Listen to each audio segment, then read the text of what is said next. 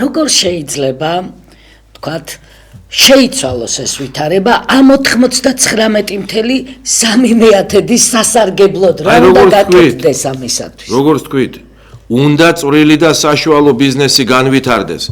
სახელმწიფომ და ხელისუფლებამ უნდა გაუხსნას მაქსიმალურად გზა წვრილ და საშუალო ბიზნესს და ეს ლაყბობით კი არ უნდა მოხდეს კონკრეტული ქმედებებით, თორე დავინახეთ ჩვენ ვხედავთ ლაყბობას ფასების დაგდებაზე და მაღაზიებზე და საშუალოდ ფასებმა 9.5%-ით მოიმატა იმ ორ თვეში, რასაც ესენი ლაყბობენ ფასების შემცირებაზე.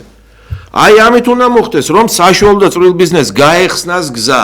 არავის არ ეხსნება, მარტო ლაპარაკი, რომ ჩვენ თლიანი შიდა პროდუქტი ერთ სულ მოსახლეზე გადავაჭარბეთ $10,000, გადავაჭარბეთ $11,000. ერთ სული თლიანი შიდა პროდუქტი არის ყველაფერი, რაც შექმნა ეკონომიკამ. თლიანი შიდა პროდუქტი ერთ სულ მოსახლეზე ნიშნავს მე რომ მონაწილეობა მივიღე, მე ჩემი შიშველი ხელებით და მე იმ დანადგარებით და მოწყობილობებით და რესურსებით და მექანიზმებით, რაც გამაჩნია, მე რა მივეცი ეკონომიკა, საშუალო თვითეულმა ჩვენმა ადამიანმა ეკონომიკას მისცა $10,000 დოვლათი. თორე მე კი არ მივიღე ეს $10,000. მე საშუალოდ ადამიანები $10,000-ზე მეც წელიწადში ვერ ღებულობენ. საშუალოდ საქართველოში $800-900-ზე მეტი შემოსავალი თვეში არ არის. თქვი ვიღაცას 45 ლარი აქვს, ვიღაცას მეტი, მაგრამ ეგ არის.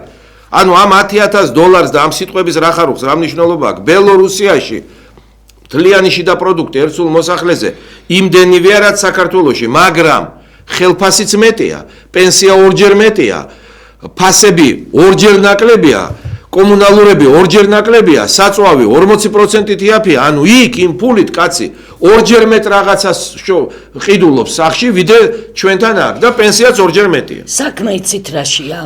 თლიანი შიდა პროდუქტი ერთ სულ მოსახლეზე და ეს $10,000 გავცდებით, $11,000 მივაღწევთ. ისე არის ეს წარმოდგენილი და ისე ხდება ამისი გაშუქება, რომ ადამიანებს რჩებათ შთაბეჭდილება, რომ თვითონ კი არ შეაქვთ ეს წილი, ანუ ჩვენი წვლილი კი არ არის ეკონომიკაში. არა, ჩვენ გვეკუთვნის თითქოს და ეს $11,000 და ძალიან ბევრმა პენსიონერმა დაგვისვა ჩვენ ეს კითხვა, რომ სად არის ისე გაწვრთნილად აყალიბებენ ამ აზრებს, რომ ჩვენ ცხოვრობთ ყუილის სად არის ჩემი $11,000? ჩვენ ცხოვრობთ სახელმწიფოში, სადაც სიტყვებით манипуляციის საფუძველზე ხდება საზოგადოების შეცდომა, შეყვანა და მოტყუება. აი ეს არის ფაქტი.